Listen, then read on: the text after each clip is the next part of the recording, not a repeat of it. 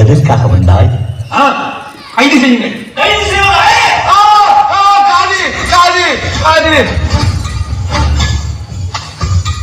உன் வாளை உதவி திரும்ப போடு. ஏனெனில் வாழை எடுப்போர் அனைவரும் வாழால் அழிந்து போவர். நான் என் தந்தையின் துணையை வேண்ட முடியாதென்றான் நினைத்தாய்.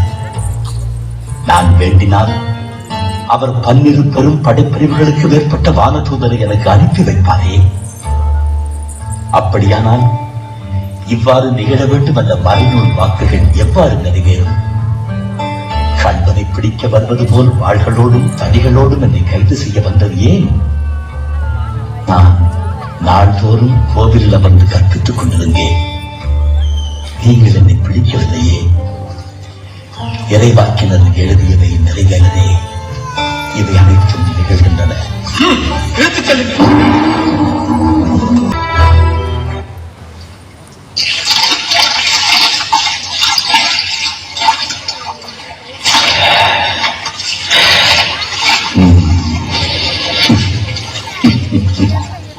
முன்ன நேற்றிலிருந்து நானும் பார்க்கிறேன். அடிக்கடி கைகளை கழுவிக்கொண்டே இருக்கிறீர்களே, அவற்றில் அப்படி என்னதான் ஊட்டி இருக்கிறது? என்னவா? கரை, இரத்தக்கரை. அந்த நசரேத் இயேசுவின் இரத்தக்கரை. அது எப்படி? அந்த மனிதருக்கு நீங்கள் மரண தண்டனை விதித்தீர்கள். ஆனால் அதை நிறைவேற்றியது நீங்கள் அல்லவே. உங்கள் கைகளில் எப்படி இரத்தக்கரை படிந்தது என்றுதானே கேட்கிறாய்? அதுதான் எனக்கும் தெரியவில்லை கிளாஸ்யா. ஆனால் என் கைகளில் நீக்க முடியாத இரத்தக்கரை படிந்திருப்பதை நான் மட்டும் அந்தரங்கமாய் உணர்கிறேன். எத்தனையோ முறை கழுவிவிட்டேன். அந்த கரை போகவே இல்லை. அது போகாது. ஏனென்றால் அது உங்கள் கைகளில் படிந்த கரை அல்ல. உங்கள் உள்ளத்தில், வாழ்க்கையில், உங்கள் வரலாற்றில் படிந்துவிட்ட கரை. அதை தண்ணீரால் அல்ல, உங்கள் கண்ணீரால் தான் கழுவ முடியும். உண்மை, உண்மை, உண்மைதான் கிளாஸ்யா. எனக்கு வெளிப்படையாக அழுது பழக்கமில்லை. ஆனால் என் இதயத்தில் இப்போது வெறும் உப்புக்கண்ணீர் அல்ல, உதிரமே கொட்டிக் கொண்டிருக்கிறது. அது உனக்கு தெரிந்திருக்க நியாயமில்லை. இப்போது நீங்கள் வேதனைப்பட்டு என்ன பயன்? அப்போதே நான் உங்களை எச்சரிக்கவில்லையா? எச்சரித்தாய். அந்த நீதிமானின் காரியத்தில் நீர் தலையிட வேண்டாம். ஏனெனில் அவர் பொருட்டு இந்த கனவில் மிகவும் துன்புற்றேன் என்று காவலனிடம் நீ தகவல் அனுப்பினாய். ஆனாலும் அந்த நீதிமானை நீங்கள் தண்டித்தீர்கள். இல்லை, இல்லை, நான் தண்டிக்கவில்லை. வெறி பிடித்த யூதர்கள் அவர் கழித்த தண்டனையை வேறு வழியே இல்லாமல் நான் ஒப்புக்கொள்ள நேர்ந்தது. ரெண்டும் ஒன்றுதான். சக்தி வாய்ந்த ரோமானிய பேரரசின் பிரதிநிதியே விரும்பியும் ஒரு நல்லவரின் உயிரை காப்பாற்ற முடியவில்லை. அப்படித்தானே? இதை நாம் நம்ப வேண்டுமா? நீ நம்பினாலும் நம்பாவிட்டாலும் அதுதான் உண்மை. அங்கே கைதியாக நின்றது அந்த நசரேத் இயேசு மட்டும்தான் என்று நீ நினைக்கிறாயா? இல்லை கிளாஸ்யா, இல்லை. அவரை விட மோசமான செயலிழந்த பெரிய கைதியாக நான் தான் அங்கிருந்தேன். நீங்களா? ஆம், நானேதான். யூதர்களின் பரம்பரை சட்டங்களையும் நீதிகளையும் எதிர்த்து போராட முடியாத, ரோமாபுரி அரசவிடம் எனக்கு வகுத்தளித்த வரம்புகளை மீற முடியாத ஒரு சூழ்நிலையின் கைதியாக, தற்கொலை செய்து கொண்ட மனசாட்சியோடு வெண்பட்டும் கிரீடமும் அணிந்த ஒரு விசித்திரமான கைதியாக நான் அங்கே நின்று கொண்டிருந்தேன். சத்யா, விலை குலைந்து நின்று கொண்டிருந்தேன். யூதர்களின் அரச காரியங்களுக்கு மட்டும்தான் நான் ஆளுமன். ஆனால் அவர்களின் மத கொள்கைகளிலோ நடைமுறைகளிலோ தலையிட ரோமாபுரி எனக்கு அனுமதி வழங்கவில்லை. அப்படி வழங்கி இருந்தால் நேற்றைய கதையை தலைகீழாக மாறியிருக்கும். என்ன செய்திருப்பீர்கள்? அந்த பரிசெயன்கள் அத்தனை வரையும் ஒருவன் விடாமல் சிறுவைகளில் அறைந்துவிட்டு அந்த இயேசுவிற்கு நான் விருந்தளித்து வழியளித்து வைத்திருப்பேன். அவ்வளவு உயர்ந்த மனிதரா அவர் என்று அப்படி கேட்டுவிட்டாய் கிளாரியா? அவர்தான் மனிதர். மானுடத்தின் முழுமையை அந்த அலங்கோல நிலையிலும் அவரிடத்தில் தான் நான் தரிசித்தேன். அதனால்தான் அந்த மத வெறியர்களிடம் இதோ மனிதன் என்று நான் அவரை அடையாளம் காட்டினேன். ஆனாலும் அப்போது கூட அவரை சிறுவையில் அறையுங்கள், அவரை சிறுவையில் அறையுங்கள் என்றுதான் அந்த முட்டாள்கள் கூச்சலிட்டார்கள். என்ன என்ன இங்கே மறுபடியும் கூச்சல்? ஓ ஓ, மறுபடியும் அந்த பூசாரிகள். பூசாரிகளா? ஆம், அந்த பரிசேயர்களை தான் சொல்லுகிறேன். கூட்டமாக வருகிறார்கள். இன்னும் யார் குடியை கெடுக்கவோ இரு, நான் பார்த்து வருகிறேன். அவங்களை விட்டால் நம் படுக்கை அறைக்கு வந்து விடுவார்கள்.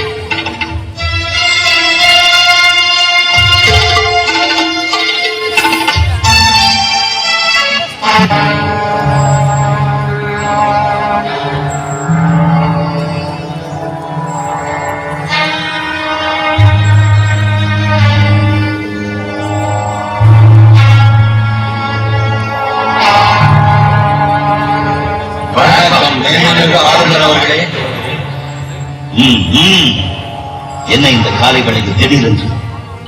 உங்கள் மத சட்டப்படி உங்களுக்கு இன்று கட்டாய ஓய்வு நாள் அல்லவா? ஓய்வு நாள் தான்.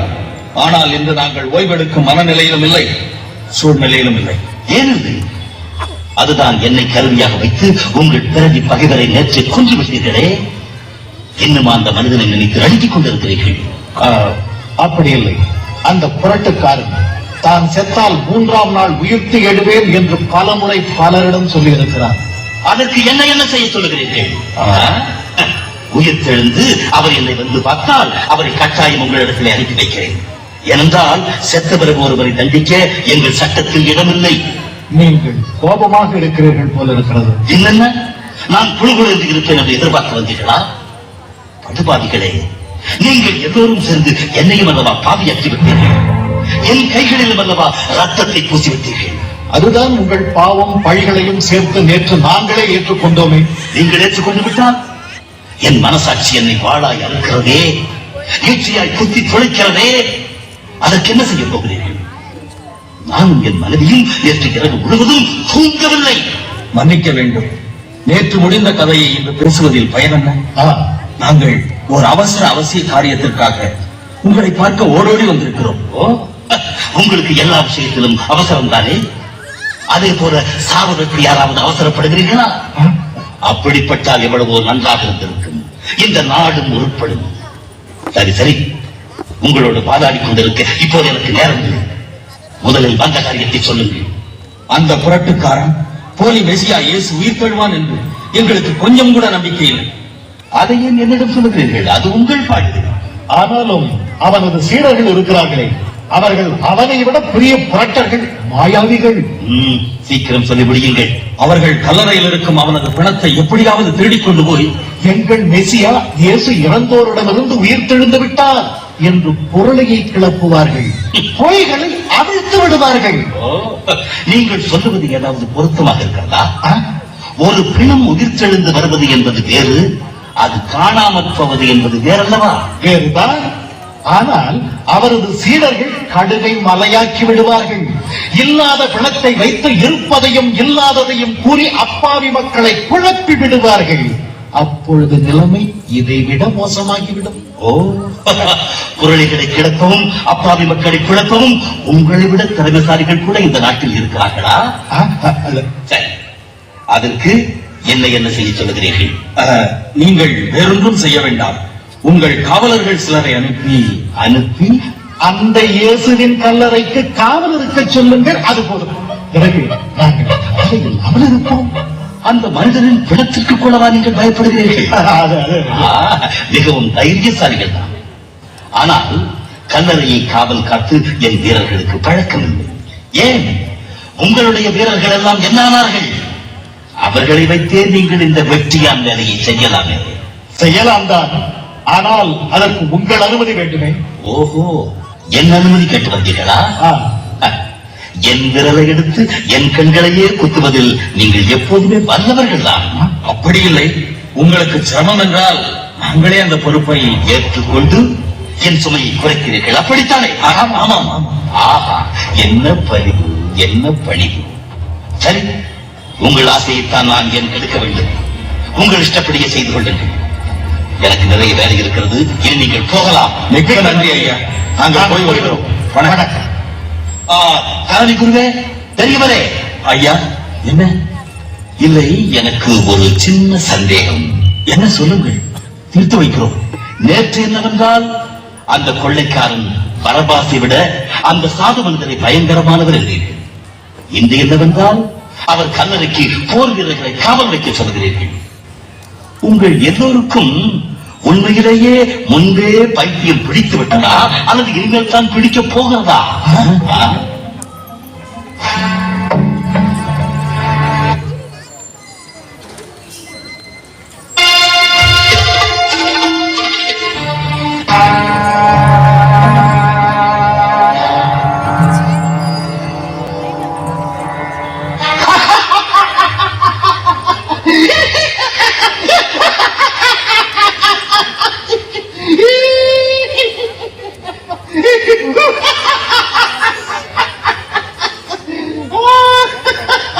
என்ன ஆயிற்று உங்களுக்கு? இடி இடிப்பதை போல் சிரிக்கிறீர்களே. கொஞ்சம் ஒரு சிரித்து முடித்து விட்டு சொல்கிறேன்.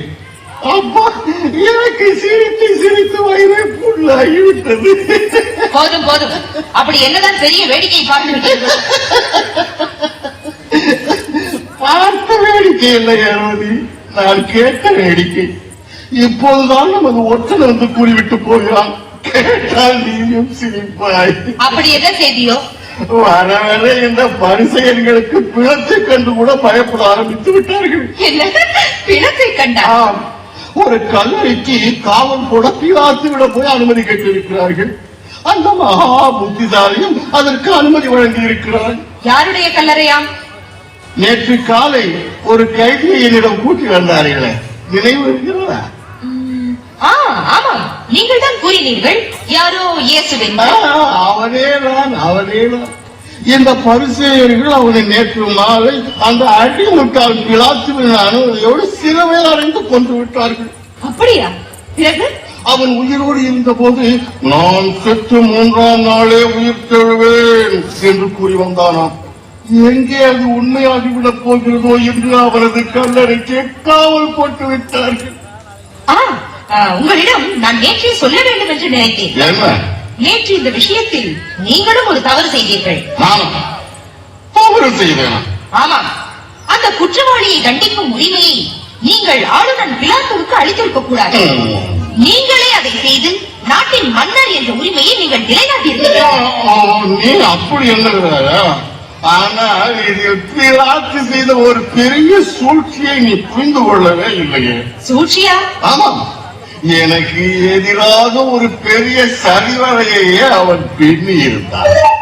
குற்றம் சாட்டப்பட்ட அந்த இயேசுவை விசாரித்த போது பிலாத்துவுக்கு அவனை ஒரு குற்றவாளியாக நினைக்க முடியவில்லை. அதே நேரத்தில் எப்படியும் அவனை கொன்றுவிட வேண்டும் என்ற இந்த யூத குருமார்களின் வெறிக்கூச்சலையும் அவனால் சமாளிக்க முடியவில்லை. அதனால் பாரம்பரியெல்லாம் எண்ணீரே விளக்கும் என்று பக்குவமாக அவர்களை இங்கே அனுப்பி வைத்து விட்டார். அதை பயன்படுத்திக் கொண்டு நீங்கள் அவனுக்கு தீர்ப்பளித்திருக்கலாம். நான் மட்டும் ஒரு நிரபராதியை கண்டிக்கலாமா? அதை நீங்கள் விரும்பாவிட்டால் அவனை மன்னித்தாவது விட்டிருக்கலாமே. இந்த இயேசுவின் விஷயத்தில் இந்த இரண்டுக்குமே எனக்கு தகுதி இல்லையாவது. என்ன? மன்னரான உங்களுக்கே தகுதி இல்லையா? யூதர்களால் அடித்து அவமானப்படுத்தப்பட்டு நொந்து போன நிலையில் தான் அவன் என் முன்னால் வந்து நின்றான். ஆனால் அப்போது கூட அவனது அகன்ற கண்களில் வீசிய அசாதாரண ஒளியை கண்டு நான் பயந்து விட்டேன். நான் கேட்ட எந்த கேள்விகளுக்கும் அவன் பதில் கூற மறுத்துவிட்டான். பிடிவாதமாக அவன் என்னிடம் மௌனம் சாதித்தான். உண்மைதான். ஆனால் அது ஒரு கடவுளின் முடிவற்ற மௌன நிலையாக எனக்கு தோன்றியது. உனக்காக நான் கொன்ற அந்த ஸ்நாபக அருளப்பர் கூட ஒரு ஞானியாக மட்டும்தான் எனக்கு தோன்றினார். ஆனால் இந்த மனிதனோ அந்த ஞானமே தானாக இருந்தால் அவன் தவ நிலையை என்னால் கலைக்க முடியவில்லை. இதை அந்த யூதர்களிடமே நீங்கள் கூறியிருந்தால் நிச்சயமாக ஒரு பூகம்பமே அங்கு வெடித்திருக்கும். இந்த யூத பரிசேயர்கள் எப்போதுமே என்னை நன்றாக வெறுப்பவர்கள் அல்லவா?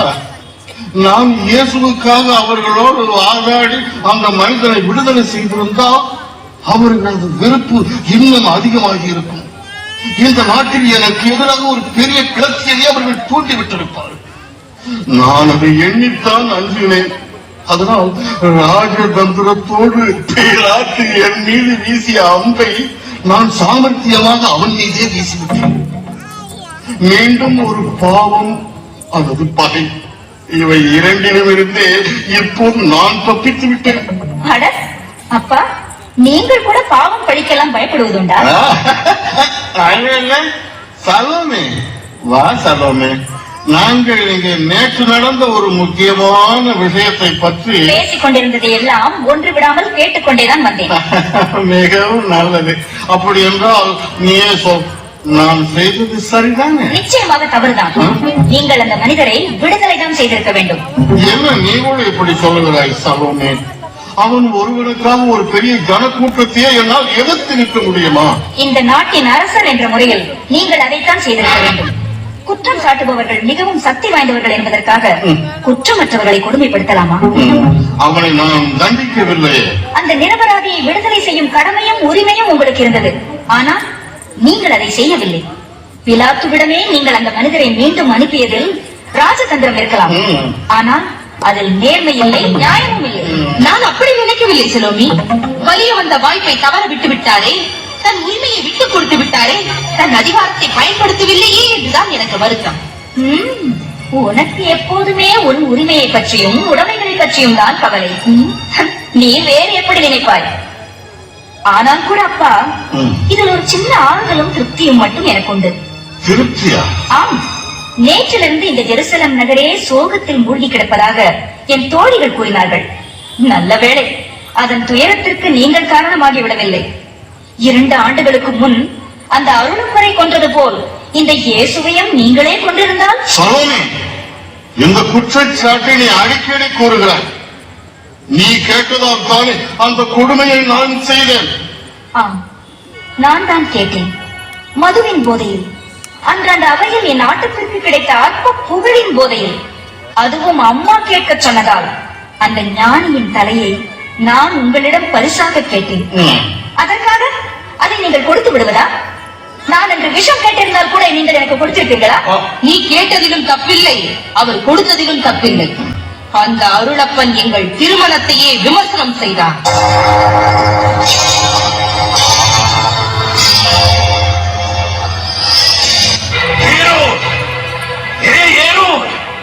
உன் சகோதரன் பிலிப்புவின் மனைவி ஏரோதியாளை கடத்தி வந்து அவளோடு விபச்சாரம் செய்து கொண்டிருக்கிறாய். உன்னை வன்மையாக கண்டிக்கிறேன். ஆண்டவன் தண்டனைக்கு ஆளாகாதே. மனம் வருந்து அவளை உன் சகோதரனிடம் இப்பொழுதே அனுப்பிவிடு. நல்ல மனிதனாக வாழ்வை துவங்கு.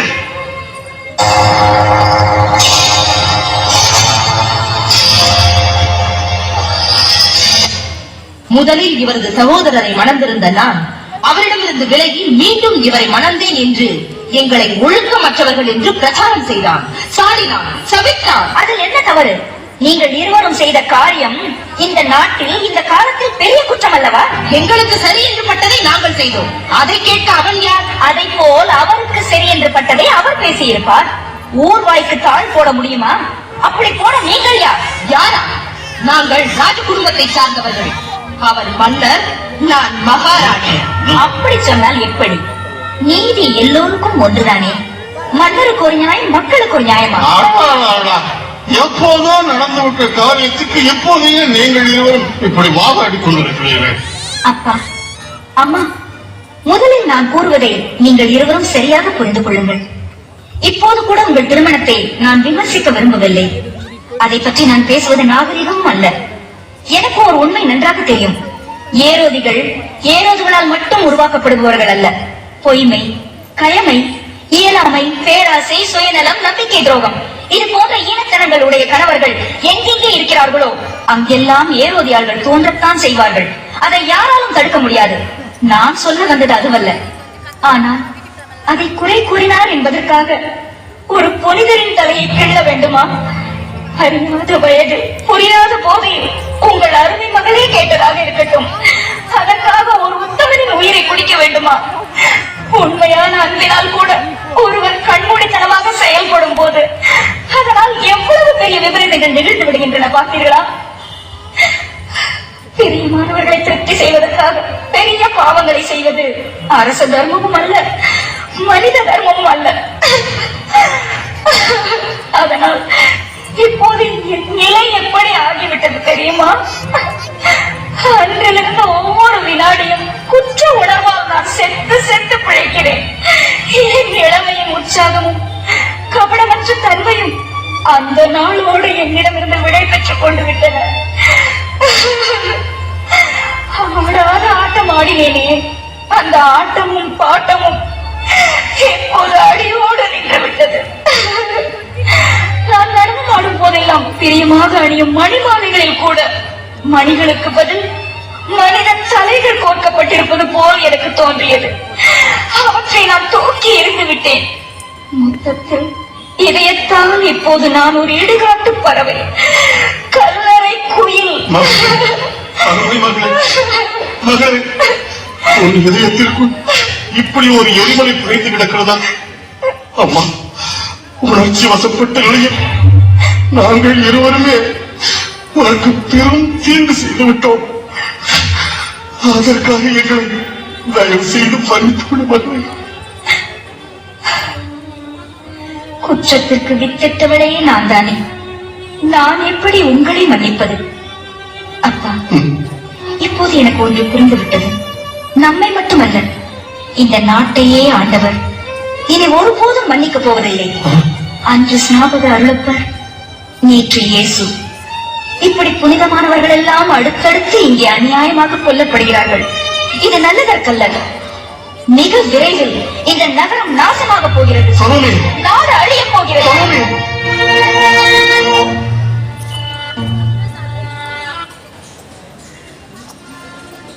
இன்னும் இங்கே மனிதர்கள் உயிருடன் தான் இருக்கிறார்களா? இன்னும் இந்த நகரம் சுவாசித்துக் கொண்டுதான் இருக்கிறதா? படுபாவிகள், கடவுளையே கொன்று விட்டார்களே, இனி இவர்கள் எதைத்தான் செய்ய மாட்டார்கள். இனி என்ன ஆகும்? இந்த பேயருள் இனி இப்படியே இருந்து விடுமா? மீண்டும் அந்த ஞான கதிர் நாளை உதித்து விடுமா? என்னைப் போலவே என் நம்பிக்கையில் இப்போது தள்ளாடுகிறது.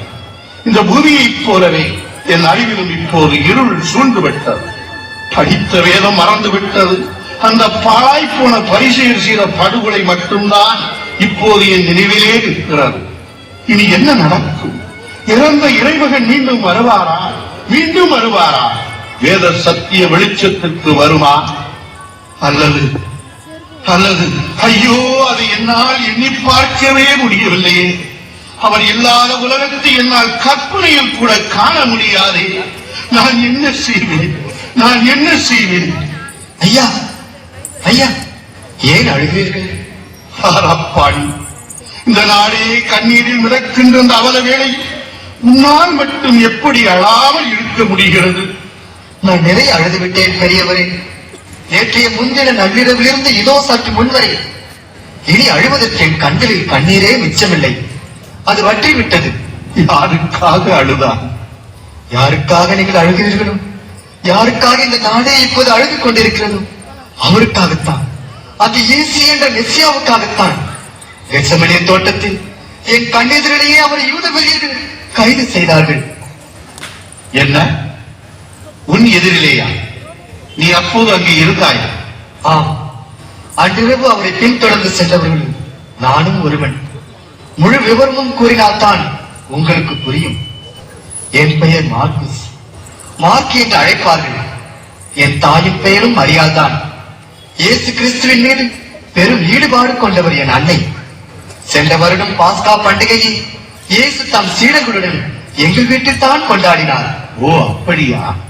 நாங்கள் மட்டுமல்ல, என் ஒன்றுவிட்ட சகோதரன் பர்னபாஸ் கூட எப்போதும் அந்த இயேசுவின் திருக்கூட்டத்தில் தான் இருப்பார். எனக்கு ராயப்பரிடம் மட்டும் கொஞ்சம் பழக்கம் உண்டு. கெத்செமனியில் என்ன நடந்தது? என்ன நடந்ததா? நேற்று நிகழ்ந்த சோக நாடகத்தின் முதல் காட்சியே அங்கே தானே துவங்கியது.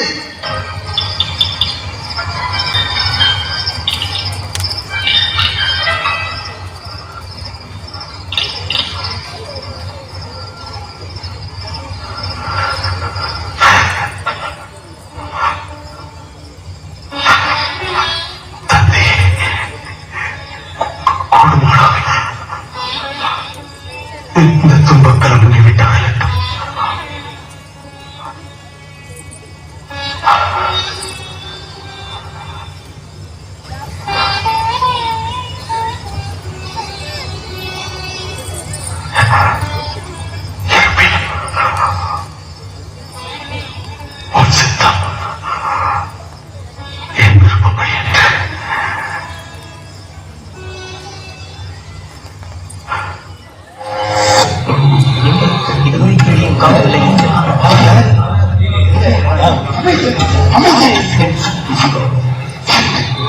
என்னோடு வாருங்கள். யாரை தேடுகிறீர்கள்? நாசரேத்து இயேசுவை தேடினேன். நான் தான். ரவி வாழ்க. தோழா, எதற்காக வந்தாய்? கைது செய்யுங்கள்.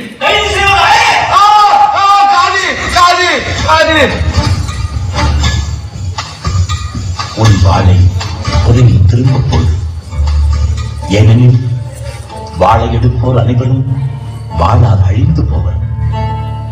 நான் என் தந்தையின் துணையை வேண்ட முடியாதென்றான் நினைத்தாய். நான் வேண்டினால் அவர் பல்வேறு பெரும் படைப்பிரிவுகளுக்கு மேற்பட்ட வானதூதரை எனக்கு அனுப்பி வைப்பாரே. அப்படியானால் இவ்வாறு நிகழ வேண்டும் என்ற மறைநூல் வாக்குகள் எவ்வாறு நிறைவேறும்? கண்பனை பிடிக்க வருவது போல் வாள்களோடும் தடிகளோடும் என்னை கைது செய்ய வந்தது ஏன்? நான் நாள்தோறும் கோவிலில் அமர்ந்து கற்பித்துக் கொண்டிருந்தேன். நீங்கள் என்னை பிடிக்கவில்லையே.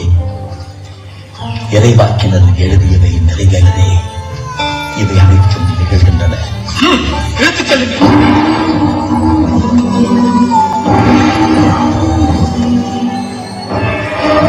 அங்கு இருந்த இயேசுவும் அவரது சீடர்களும் என்னை விட வயதில் பெரியவர்கள். அந்த ஆபத்தான நேரத்தில் அவர்களை வயதில் இளைஞனான நான் எப்படியும் காப்பாற்றி இருக்க வேண்டும். ஆனால் நான் என்ன செய்தேன்? என்னை பிடிக்க வந்த காவலனின் பிடியை என் துப்பட்டியை விட்டுவிட்டு ஒரு கோழியை போல் உயிர் தப்பி ஓடி வந்து விட்டேன்.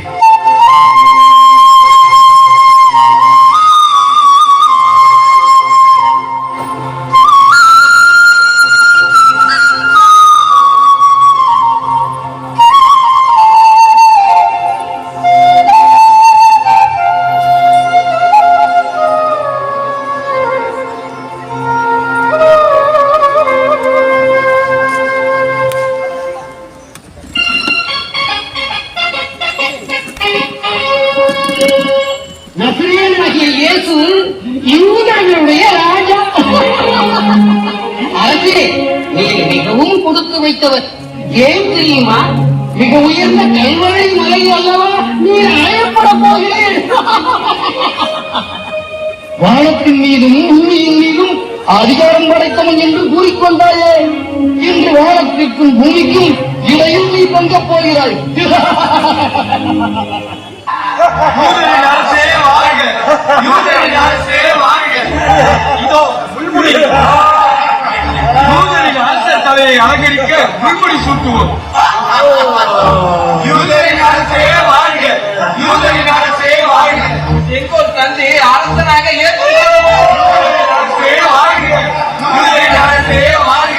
சிலுவையை கொண்டு வந்து தோள்களில் ஏற்றுவோம்.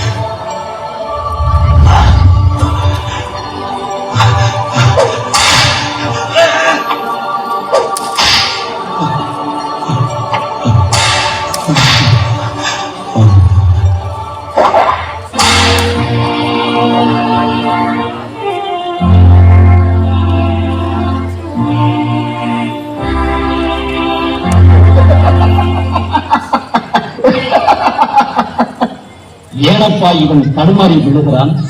நீ அதை ரசித்து சிரிக்கிறாயே நண்பா. இவன் அந்நாளில் சொன்னது இன்று என் நினைவுக்கு வந்தது. அதை நினைத்தேன், சிரித்தேன். என்ன சொன்னான் இவன்? சுமை சுமந்து சோர்ந்திருப்போரே, எல்லோரும் எங்களுக்கு வாருங்கள், நான் உங்களுக்கு இளைப்பாறுதல் தருகிறேன் என்றான். என்று இவனது சுமையையே இவனால் சுமக்க முடியவில்லையே, அதை நினைத்தேன், சிரித்தேன். நீ ரோசக்காரன் தான். நீ விரைவாக எழுந்து விட்டாயே. நீ நட